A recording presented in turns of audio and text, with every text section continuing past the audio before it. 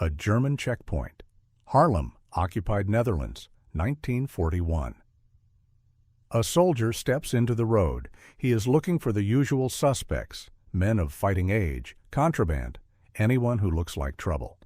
He scans the street.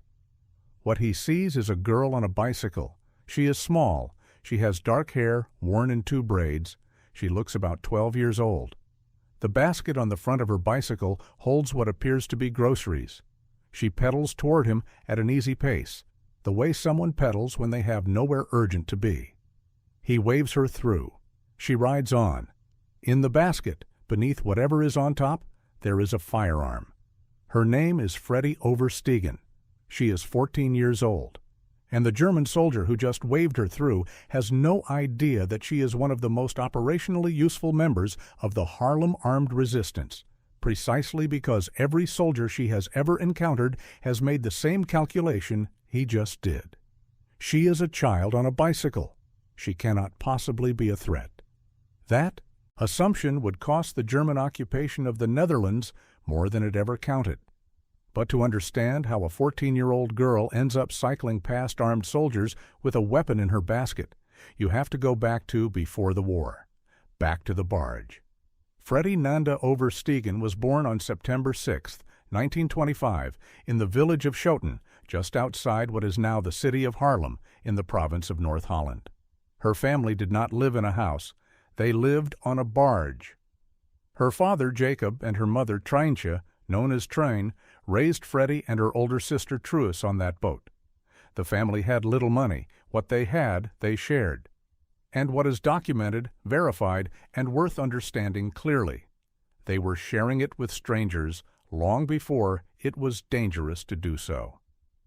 Before the war even reached the Netherlands, the Oversteegen family was already hiding people in the hold of that barge. Not Dutch neighbors, not relatives. Refugees from Lithuania.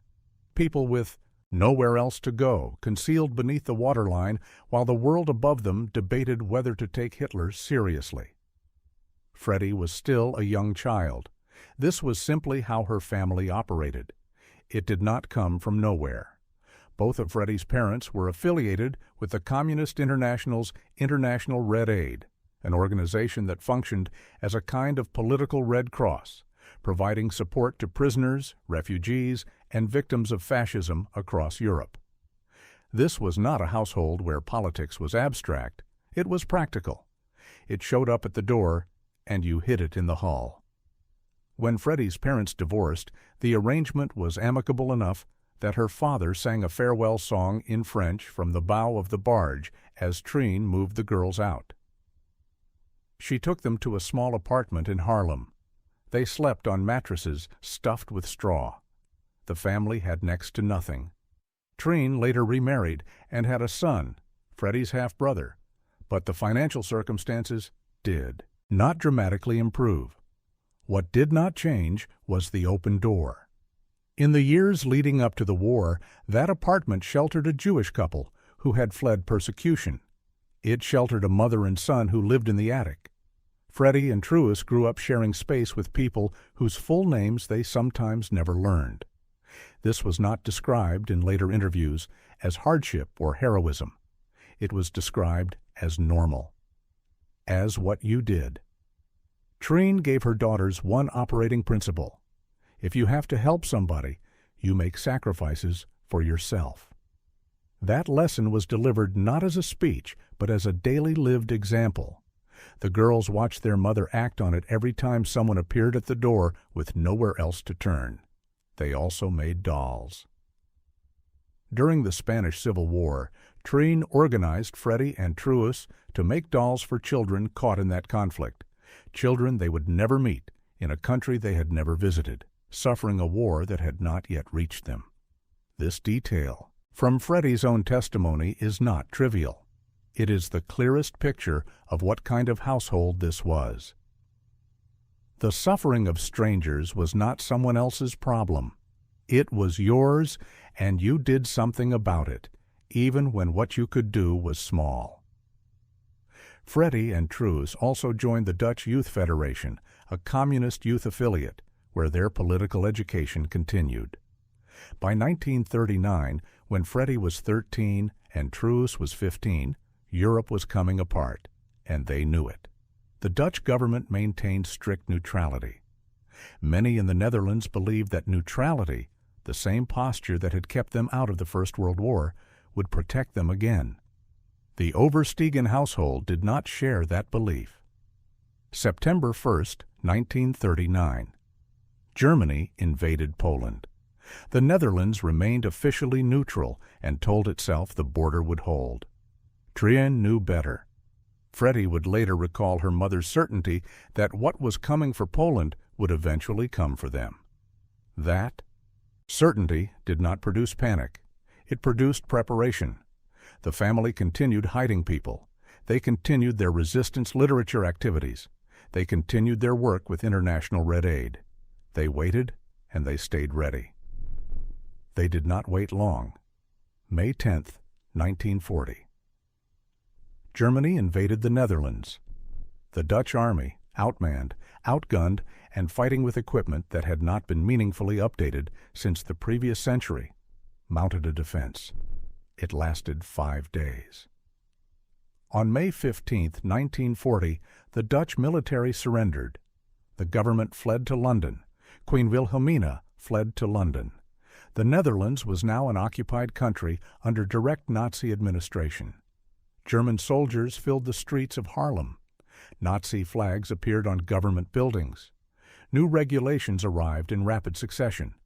Who could work, who could travel, who had to register, who no longer had full legal status as a person, the curfews, the checkpoints, the knock on the door at night. Freddie was 14 years old. She would describe it years later in an interview with the Dutch magazine Vice in 2016 in plain and specific language. She remembered the sound of it, the rifles banging against doors, the yelling, the people taken from their homes in the middle of the night. She did not describe this with dramatic embellishment. She stated it as fact. It was very frightening. But the Oversteegen household did not go quiet. They did not, as roughly 90% of the Dutch population did, attempt to adapt to occupation and keep their heads down. Truus had not spent a decade hiding refugees and printing resistance literature to stop now. Freddie and Truus began going out at night. They carried paste and paper.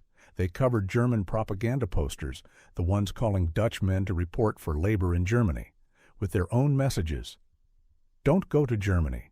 For every Dutch man working in Germany, a German soldier goes to the front. Then they got back on their bicycles and rode home fast, hearts going, knowing that getting caught with that paste bucket meant a bullet. They were never caught. 2 young girls on bicycles, out after dark, just running an errand. Nobody looked twice. That invisibility was not incidental. It was a weapon. And within a year, someone who understood exactly how powerful that weapon was would come to their door and ask if they wanted to use it properly. His name was Frans van der Wiel. He was the commander of the Haarlem Council of Resistance, and he had been watching the Oversteegen family for some time. The question he brought with him to their apartment in 1941 would change everything. But that conversation and what came after it is what I am going to tell you next. Early 1941. A knock at the door of the Oversteegen apartment in Haarlem. Treintje opened it and recognized the man immediately. Tall, slim, wearing a fedora and a long wool coat. His name was Frans van der Wiel. He was the regional commander of the Raad van Verzet, the Council of Resistance, in Haarlem, and Treintje knew him through her party connections. She let him in without hesitation. Behind the sliding glass doors that separated the entryway from the main room, Freddie and Truus pressed close together and watched through the gap. Van der Wiel had heard about this family. He knew about the pamphlets, the poster campaigns, the people hidden in the apartment. He had been watching them, and what he had come to say was direct. He was building an armed resistance cell, and he wanted the girls. Freddie was 14. Truus was 16. Their mother said yes. Then he asked the girls themselves. Truus took her time answering. She would later recount that she thought carefully about what it would mean, not the danger to herself, but the specific question of whether she could actually kill someone. Her answer, as she recalled it, was conditional. She told van der Wiel she believed she could shoot a genuine fascist, someone who was dragging people from their homes, but not just anyone. Van der Wiel was direct in return. In his cell, the targets would be Gestapo and confirmed traitors. Nothing else. Freddie's answer was shorter. When van der Wiel told the sisters what the work would eventually require, sabotaging bridges and railway lines and learning to shoot Nazis, Truus recalled hearing her younger sister's response without hesitation. "Well, that's something I've never done before." She was 14 years old. Before van der Wiel trusted them with anything operational, he needed to know whether they would hold under pressure. Knowing someone intellectually is different from knowing how they behave when a gun is in their face. So he tested them. A few days after the initial meeting, he came back to the apartment, this time unannounced, not in his fedora and coat, but dressed as a Gestapo officer. He burst through the door demanding information about the location of a Jewish man he claimed was in hiding. He had a weapon. He was loud and aggressive, and he played the role completely. Freddie and Truus did not break. They did not give up a name. They did not cooperate.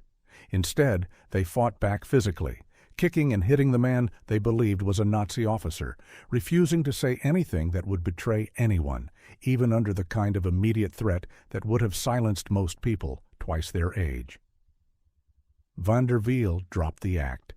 He told them who he was and what this had been. They had passed.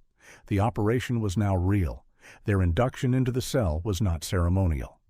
They took an oath of secrecy, which meant, among other things, that they could not tell their own mother the specifics of what they were doing. Treintje had given her blessing to them joining, but the operational details were need to know, and she did not need to know. That boundary held throughout the war. The cell at this point had approximately 7 members. Freddie and Truus were the only women. They went into the woods outside Haarlem where someone, the records do not specify who, taught them to shoot.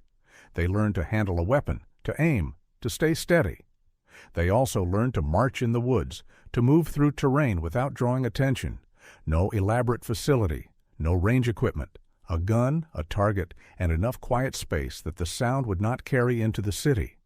They also learned what the resistance would need from them beyond shooting. How to rig railway lines and bridges with explosives, how to move as couriers carrying weapons or documents under the noses of German patrols, and how to operate in a city now saturated with soldiers and informants. The cell used the word liquidation for targeted killings. That word matters. It was not the language of passion or revenge. It was the language of a deliberate operation, selecting a target, confirming the threat they represented, and removing them. The Oversteegen sisters absorbed that framework. From the beginning, the work was not impulsive. It was planned. Their first operational assignments were not assassinations. They were acts of sabotage and disruption, and they required exactly the asset van der Wiel had identified the moment he saw their files. Nobody was going to stop 2 teenage girls on bicycles. The pamphlet and poster runs they had been doing informally became coordinated operations. They moved illegal anti-Nazi newspapers through Haarlem, cycling routes that took them past checkpoints they passed through without incident, while men carrying the same material would have been searched and arrested. They printed resistance publications in the apartment. The machine was so loud they had to post lookouts at the window to warn them if a patrol was coming. They plastered walls with resistance messaging faster and more effectively than any adult operative in the city because they were invisible in plain sight. Then came the warehouse. The Germans had a storage facility that the resistance needed to burn. The problem was the guards, SS soldiers stationed outside, watching the approaches. A direct attack was not viable. Any man who got close enough to set the fire would be seen and shot before he reached the door. Van der Wiel's solution was to send the girls first. Freddie and Truus approached the guards directly. They started talking. They laughed at whatever the guards said. They were charming and unassuming. Two teenagers with nowhere particular to be, making conversation with soldiers who had no reason to consider them anything other than what they appeared. While the girls held the guards' attention at the front, the rest of the cell slipped in from another direction and set the fire. The warehouse burned. The guards, standing right there, had not seen a thing. Van der Wiel now understood something with complete clarity. These two had an operational capability that no male member of his cell could replicate. Their youth was not a Hyundai limitation. In an occupied city, it was a weapon. The Germans had structured their security apparatus around the assumption that resistance fighters were adult men. Freddie and Truus existed entirely outside that assumption. He began planning accordingly. What came next was the work the cell called liquidation. The targets were not random. They were identified, confirmed, and assigned. Dutch collaborators who were feeding names of Jewish residents to the Gestapo. German officers whose removal would directly degrade the occupation's ability to operate. People whose continued existence was costing other people their lives. Freddie and Truus were told clearly what each assignment required and why. The moral framework Van der Wiel had promised Truus in their first conversation was maintained. These were not arbitrary killings. Each target had been assessed. The question the sisters asked themselves before every operation, as Truus would explain decades later, was not whether they wanted to do it. It was whether it needed to be done. They had been told to always stay human. That instruction now had operational weight. Staying human in the context they were living in meant knowing the difference between a necessary act and a gratuitous one. It meant asking the right question before pulling the trigger. It meant crying afterward, which they did. It meant carrying the weight of what they were doing rather than setting it down. It is important to be precise about what the resistance was asking of these girls. This was not reckless. It was not improvised. Freddie was 14 years old, operating inside a coordinated armed cell in an occupied country under conditions where being caught meant execution. She had taken an oath, passed a combat stress test, received weapons training, and completed operational sabotage assignments before she was ever asked to kill anyone. She was a soldier. She understood it that way, and she said so for the rest of her life. The first time she was assigned to kill, she was still a teenager. The target was a Dutch collaborator, not a German soldier, but a Dutch citizen who had made a choice to work against his own people. The assignment was specific, the threat was confirmed, and Freddie was given the job. The first person Freddie Oversteegen killed was not a German soldier. He was a Dutch man, a collaborator, a citizen of the Netherlands who had chosen, knowingly and deliberately, to work with the German occupiers against his own countrymen.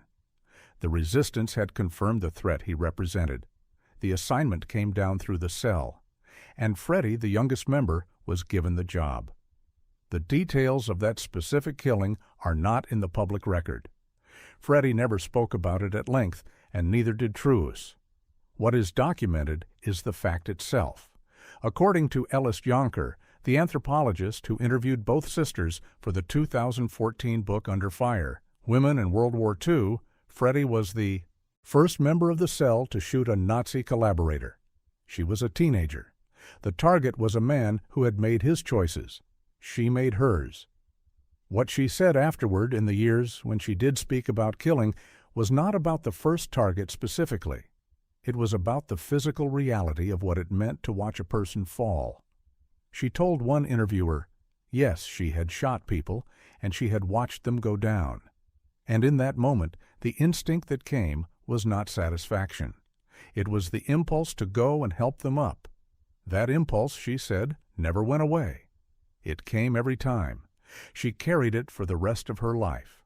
Understanding what the cell was doing requires understanding the methods, not as spectacle, but as verified military practice, documented in testimony and historical record.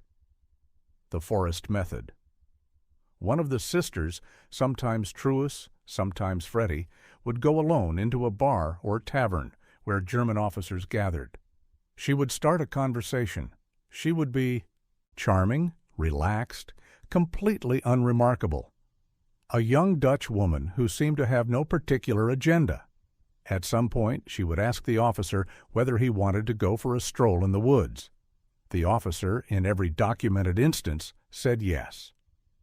They walked into the forest together, away from the road, away from witnesses, deeper into the trees.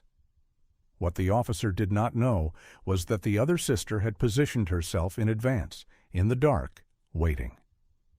The execution was quick. The body stayed in the forest. The girls walked out separately. Truus described one such operation in a 2016 interview. She had met an SS officer in a bar, spent time with him, and walked him into the woods.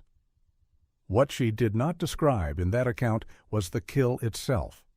What she described was the operational control required, the flatness you had to maintain, the distance between the role you were playing and the person you actually were. The two things had to stay separated. The moment they merged, the mission failed, and you likely died. The bicycle method. Truus would pedal while Freddie rode on the back, weapon ready. They would identify a target moving on foot, pass him, and Freddie would fire. Then they kept riding. Two girls on a bicycle, not walking. Walking was too slow, too exposed. Freddie later explained the logic precisely. They always went by bike, never on foot, because the bike gave them speed and made them unidentifiable within seconds. She would make certain the coast was clear before acting. It worked consistently. The doorstep method. They would follow a target home, learn his address, learn when he will be there, then knock on the door. He opened it. He saw a young girl. Whatever calculation he made at that moment, it was the last one. None of these methods were improvised. Each one exploited the same structural vulnerability in German security thinking, the assumption that danger came in a form they recognized. It did not.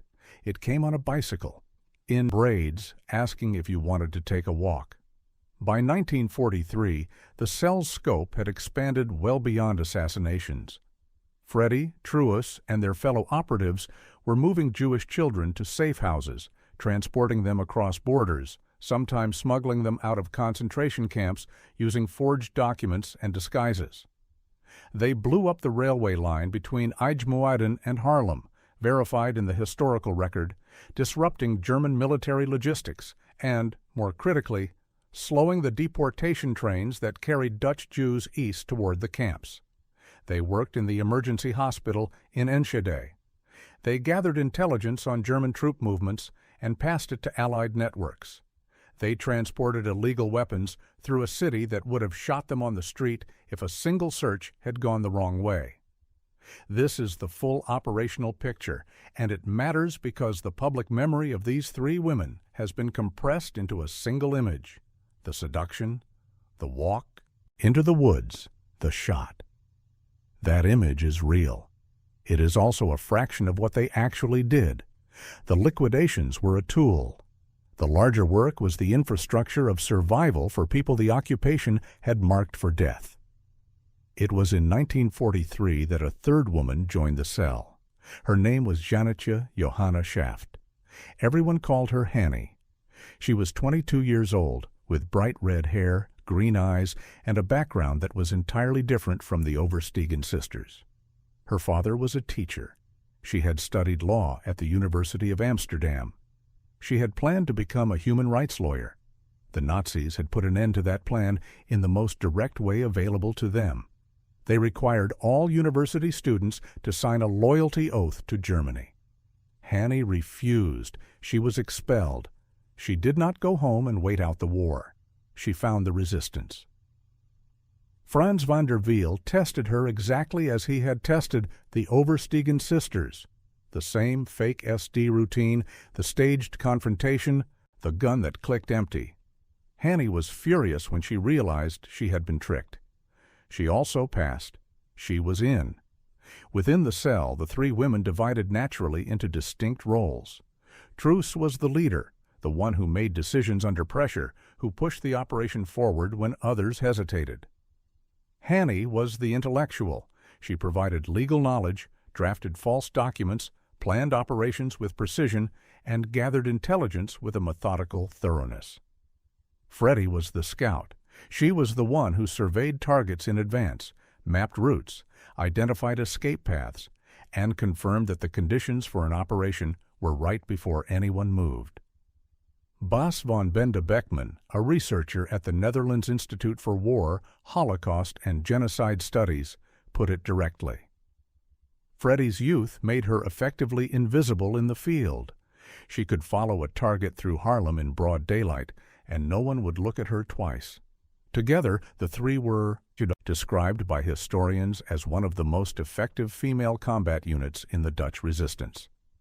Not because they were exceptional in some mythological sense, because they were disciplined, careful, and clear about what they were doing and why. There was one order they refused. At some point during the war, the resistance leadership issued an assignment to the trio. Kidnap the children of Arthur Seyss-Inquart, the Reich Commissioner of the occupied Netherlands and one of the most powerful Nazi officials in the country. The plan was to use his children as leverage to force him to release imprisoned Dutch resistance members in exchange for their safe return. And if he refused, the children would be killed.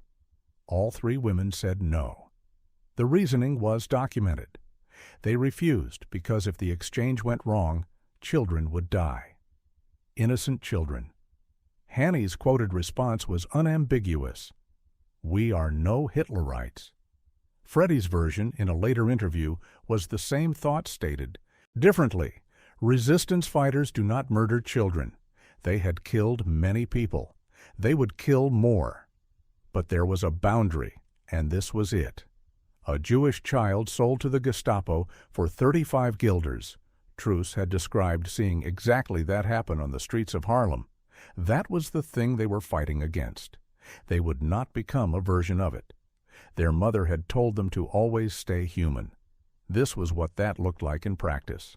Not a sentiment, not a slogan, a specific refusal under pressure in the middle of a war to do something that would have crossed a line they had drawn and held. Truus said it plainly in her later years, speaking about the killings the cell had carried out. It was tragic and very difficult. They cried about it afterward. It never felt like it suited them. "It never suits anyone," she said, "unless they are real criminals. You lose something. It poisons the beautiful things in life." Freddie said less, she rarely spoke, about specific operations in detail. When she did describe the act of killing, she described the fall, not the shot, but the moment the body went down, and the instinct every time to go and help. That instinct is not incidental to this story. It is the story. The Nazis industrialized killing and removed the instinct entirely, not just in their soldiers, but in their administrative systems, their paperwork, their logistics. Freddie and Truus killed people and felt the full weight of it every time. The weight never left them. They chose to keep going anyway. That distinction is what Truus meant when she said what they had done was not murder. And it is what Freddie meant decades later when she described herself not as a hero, not as an assassin, but simply as a soldier. By the time Hannie Schaft joined them in 1943, the cell was operating at the height of its effectiveness. The three women moved through Harlem as they always had, on bicycles, in plain sight, completely. Unremarkable. They were doing the most dangerous work in the city. Nobody checked them twice. But Hannie had a problem. She had red hair, vivid, distinctive, the kind that people remembered. At the scenes of operations, witnesses had described a young red-haired woman. Word was spreading through the German security apparatus. A bulletin was being assembled, and the Nazis were beginning to ask questions about the girl with the red hair. What that meant for all three of them is the next thing I will tell you in this story. By the summer of 1943, the Oversteegen apartment was no longer safe. The resistance operations Freddie and Truus had been running out of Harlem had accumulated too much visibility. Neighbors had noticed the noise of the printing machine. People in the area had a reasonable idea that the Oversteegen family was involved in the underground. In an occupied city with informants on every block, that knowledge was a death sentence waiting to be filed. Treintje moved to the countryside, to the farm of a man named Volkerink in the village of Ypres. Freddie and Truus went east to Enschede, where they found work as nurses at the evacuation hospital Twente. They went with their Aunt Griet, kept their heads down, and kept working. Enschede was not retirement.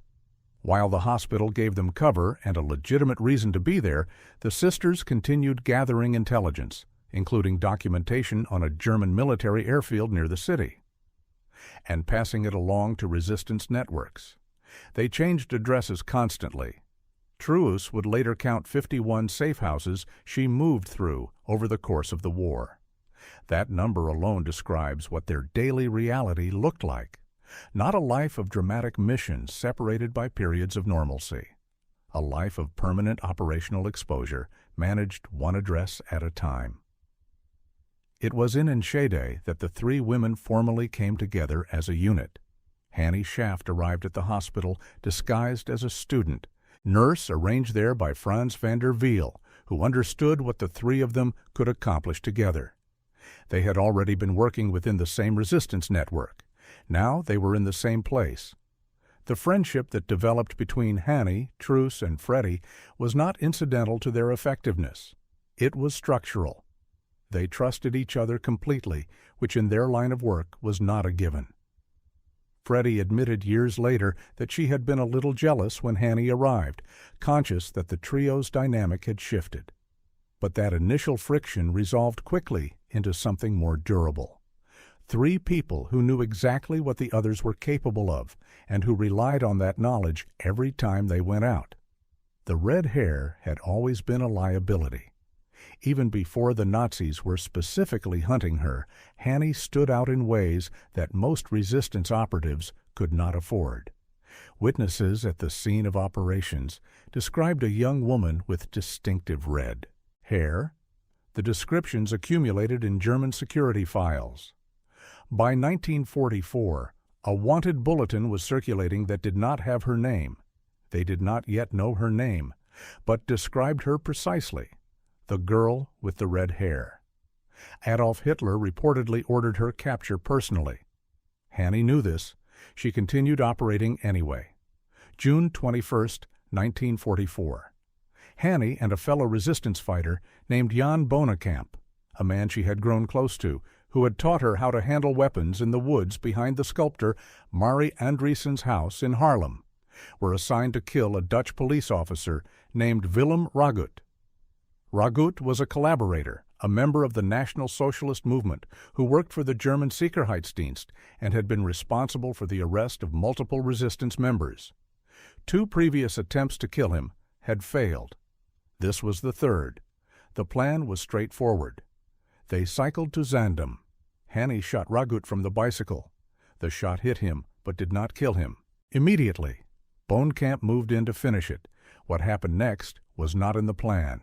Ragut, mortally wounded and on the ground, managed to fire his weapon. The bullet hit Bonenkamp in the stomach.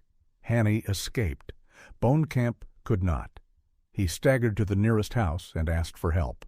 The occupants called the police. He was transported to the hospital, dying, shot through the abdomen and spine. German security arrived. Their interrogator, a man named Rühl, was experienced at extracting information from people who intended to say nothing. He told Bonenkamp he was a resistance member, that he was there to help, that he wanted to get Jan to safety. Bonenkamp, losing consciousness, bleeding out, believed him. He gave Rühl Hannie's address. Then he died. The Nazis raided Hannie's home and found no Hannie. She had already gone. Instead, they found her parents, Peter and Afje Schaft, and arrested them. They were sent to the Herzogenbusch concentration camp near Den Bosch. Hannie went. underground completely. The grief of what had happened, the loss of Bonekamp, the arrest of her parents, the understanding that a single moment of broken cover had brought catastrophe to the people she loved most, pushed her to the edge.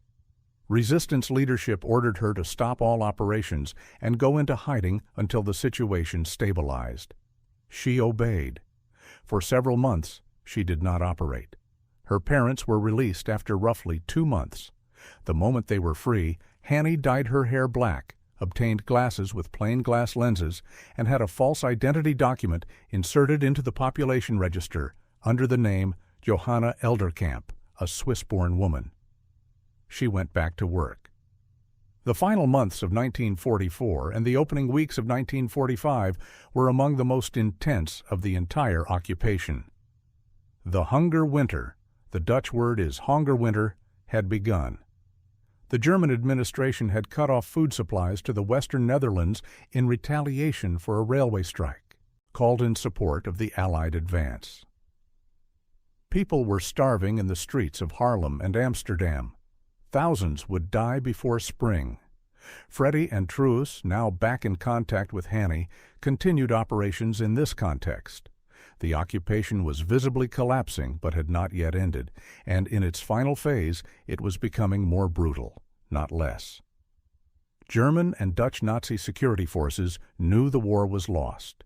That knowledge did not make them restrained. It made them desperate. On March 1, 1945, Hannie and Truus executed a Dutch NSB police officer named Willem Zirkzee near the Krelligehuis on the Leidsevaart in Haarlem. 2 weeks later, on March 15th, they wounded Co Langendijk, a hairdresser from Idmoeden who worked as an informant for the German SD. He survived. He would later testify at post-war trials. These were the last confirmed operations carried out by the trio together. 6 days later, everything stopped. March 21st, 1945. Hannie was cycling from Haarlem toward Idmoeden. She was carrying copies of the illegal communist newspaper De Waarheid, The Truth, as cover. The newspapers were the official explanation for what she was doing if stopped. What she was actually transporting were secret documents for the resistance.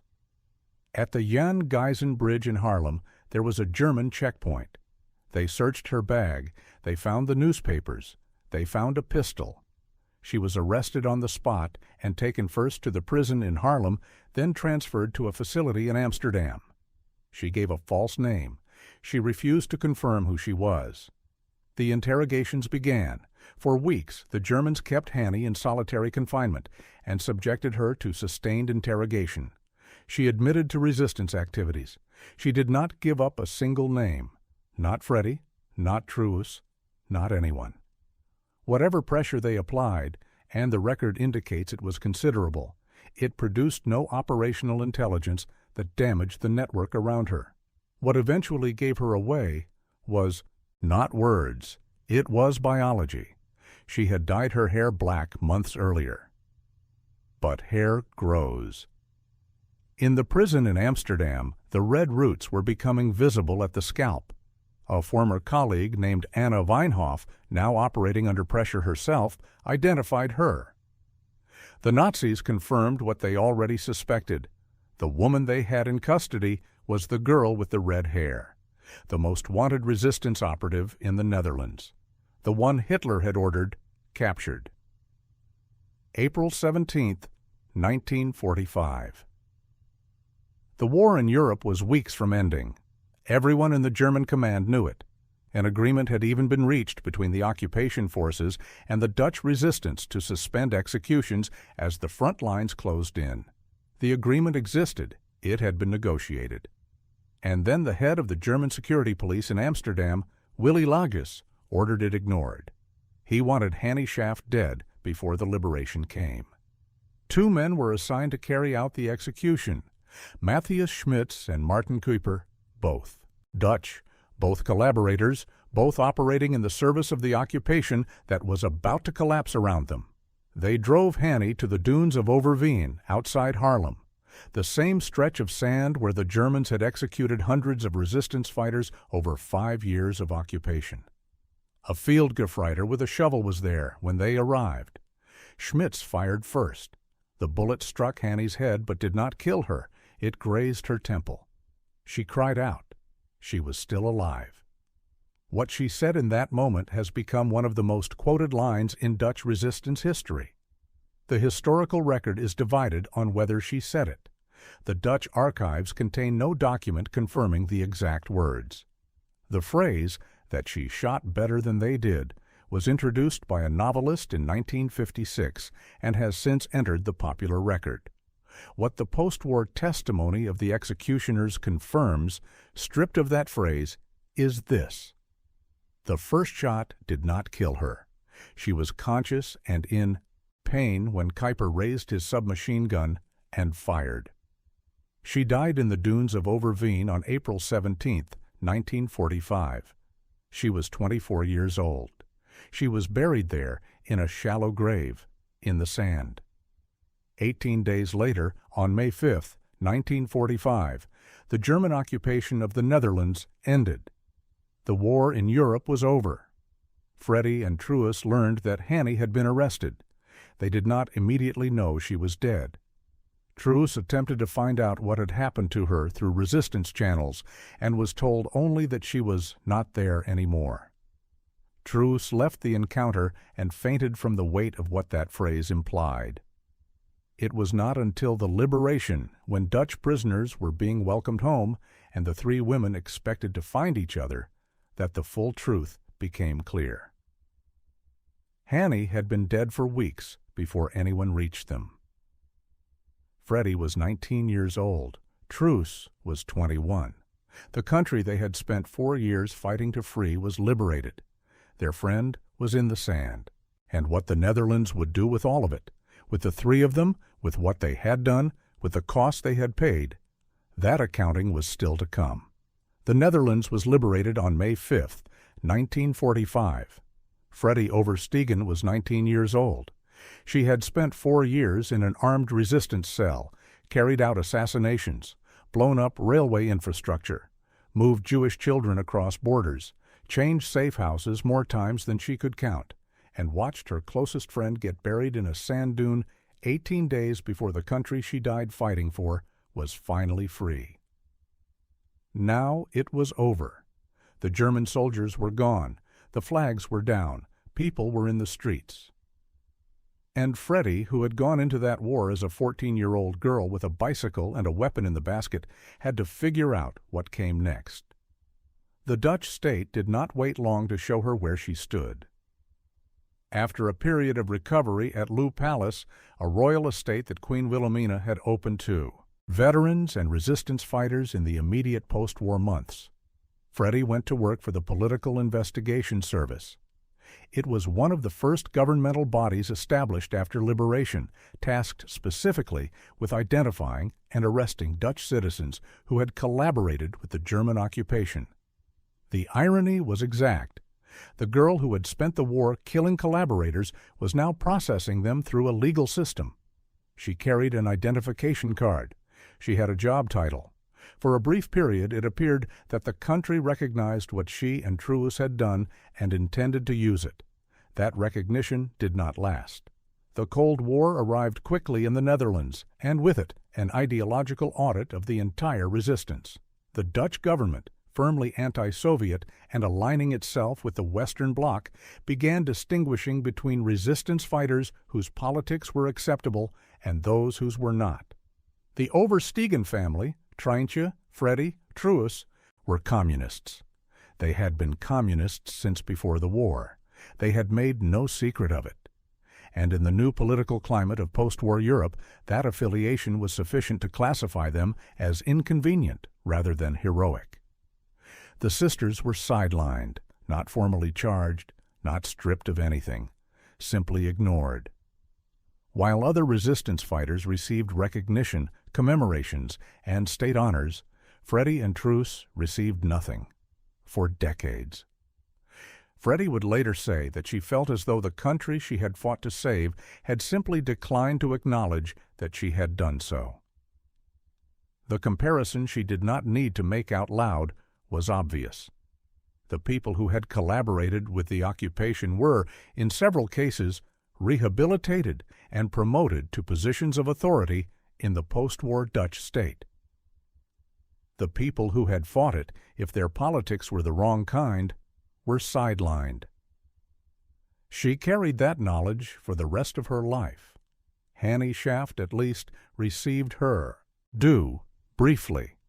When the Overveen dunes were searched after liberation, the remains of 422 resistance fighters were recovered from the sand, 421 men and 1 woman. Hannie was reburied with a state funeral on November 27, 1945. Queen Wilhelmina, Princess Juliana, and Prince Bernhard attended. Queen Wilhelmina called Hannie the symbol of the resistance. She received the Dutch Cross of Resistance posthumously, one of only 95 people ever to receive it. General Eisenhower awarded her the American Medal of Freedom. Her simple gravestone at the honorary cemetery in Bloemendaal was engraved with 2 words: "She served." Freddie was there. She had come to bury her friend properly. For years after, she returned to that grave alone, with red roses, on every anniversary that mattered to her. Long after the country had stopped talking about Hannie Schaft, long after the newspapers had moved on. Freddie kept going back. The Cold War erased Hannie almost as thoroughly as the Nazis had tried to. Because she had been a communist, and because the Dutch Communist Party had adopted her as a political symbol, the Dutch government moved to suppress her memory entirely. In 1951, the annual commemoration at her grave was prohibited. The Dutch state deployed police, several hundred officers, and verified in the historical record 4 tanks to prevent an estimated 10,000 people from reaching the cemetery. 7 people circumvented the blockade, tolled the bell at the graveside, and were arrested. The commemoration moved to Haarlem the following year to avoid another confrontation. This was the country Freddie lived in, the country that had sent tanks to prevent people from honoring a 24-year-old woman who had been executed fighting the occupation, the country that had quietly forgotten the 2 teenage girls who had done the same work. Freddie dealt with it the only way she knew how. She got married. She built a quiet life. She married Jan Dekker, an engineer at the Dutch steel producer Koninklijke Hoogovens. She had 3 children. She cooked. She raised a family. She did not give interviews. She did not seek recognition. She did not speak publicly about what she had done. When she was asked, by the rare journalist who tracked her down, or by the occasional researcher, what had helped her survive what she had survived, she gave the same answer every time: getting married and having babies. It was not a deflection. It was a literal description of the coping strategy she had chosen. Build something ordinary on top of what was extraordinary and live in the ordinary part as much as possible. But the ordinary part had limits. She could not sleep properly for the rest of her life. The nightmares came without warning. Every year on May 4th, Remembrance Day in the Netherlands, the national moment of silence for the war dead, Freddie woke up with a feeling she described consistently as dread, not grief in the abstract, not patriotic solemnity, a specific personal weight that returned on the same date every year, without fail, until she died. Her son, Remy, was direct about what the war had actually cost her. It never stopped, he said. His mother had said she coped by having babies, but from where he stood, watching her life, the war never ended for her. The coping was real. The damage was also real. Both things were true simultaneously. Truus took a different path. She poured the war into art, sculptures and paintings, most of them inspired by the occupation and the resistance, most of them attempting to transmit the weight of what had happened into a form others could encounter. In 1982, she published her memoir, Not Then, Not Now, Not Ever. The title was both a personal motto and a statement of position. She had not collaborated. She would not collaborate now. She would not collaborate in any future where the same question was asked. It was also the title that captured exactly the moral posture the Oversteegen household had modeled from the beginning, the refusal under any circumstances to look away from injustice. Truus also founded the National Hannie Schaft Foundation in 1996, 51 years after the liberation, 30 years after the tanks at the cemetery, to preserve the memory of what the three of them had done and to ensure that the next generation understood what it had cost. Freddie served on the board. She remained the quieter of the two sisters throughout. By her own admission, she had always been a little jealous of Truus, of the attention her sister received, the public speaking, the recognition that came from being visible. It was not bitterness exactly. It was the loneliness of someone who had done the same work and carried the same weight, and had simply chosen not to talk about it, and had then discovered that silence meant invisibility. In a 2016 television documentary called Two Sisters in the Resistance, Freddie finally spoke at length. She was 90 years old. It was one of the first times the Dutch public encountered her on her own terms, rather than as a footnote to Truus or to Hannie. She said plainly that she had always been in the resistance too. The observation was not dramatic. It should not have needed to be said. The fact that it did is a precise measurement of the distance between what she had done and what the country had been willing to remember. April 15, 2014, 69 years after the liberation. Dutch Prime Minister Mark Rutte invited Freddie and Truus to a ceremony. He awarded them the Mobilization War Cross, the military honor for service during World War II. Freddie was 88. Truus was 90. The award had been given to others in the years immediately after the war. It had not been given to them. The delay was not an oversight. It was the accumulated weight of 70 years of political calculation. Freddie's son described the day. He said it was the happiest he had ever seen his mother. Streets in Haarlem were named after both sisters. The country finally said what it should have said in 1945. Truus Oversteegen died on June 18, 2016. She was 92 years old. She had named her oldest daughter after Hannie Schaft. She had spent the second half of her life making sure that the three of them would not be forgotten. She did not fully succeed. The forgetting had been too systematic, too deliberate, but she came closer than anyone had a right to expect. Freddie lived 2 more years alone, the last surviving member of the cell. She gave a handful of interviews. She said what she had always said when asked how many people she had killed. One should not ask a soldier that. She never changed that answer, not because she didn't know the number or had lost track or was being coy, because she had decided from the beginning that the number was not anyone else's to carry. It was hers. It stayed with her. Freddie Nanda. Decker Oversteegen died on September 5, 2018, one day before her 93rd birthday. She died in a nursing home in Truus, 5 miles from where she had been born 93 years earlier, 3 miles from Haarlem, 3 miles from the streets where she had cycled with a gun in her basket past German soldiers who never looked twice. The accounting of what she and Truus and Hannie had done comes out to this. 422 bodies were found in the Overveen dunes after liberation. 421 men, 1 woman.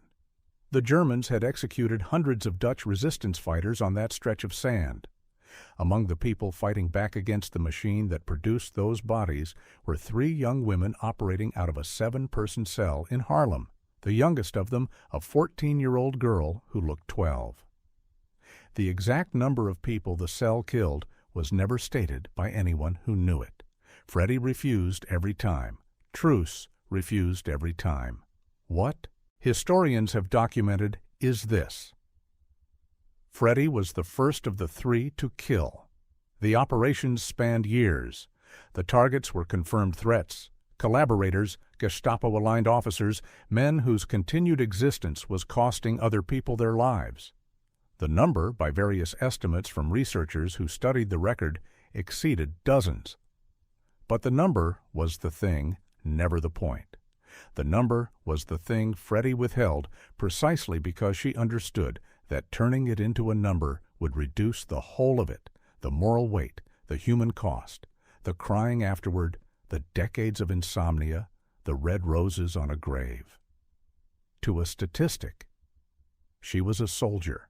Soldiers don't say. What she did say in the last years of her life was what her mother had told her at the door of the apartment in Harlem before she walked out to join the resistance as a 14-year-old girl. Always stay human. She had carried that instruction through 4 years of war, through 70 years of silence, through the tanks at the cemetery and the political erasure and the sleepless nights and the dread on May 4th and the red roses left year after year at a grave in Bloemendaal. She had done what her country asked of her at 14, and more than her country was willing to remember, and she had stayed human through all of it.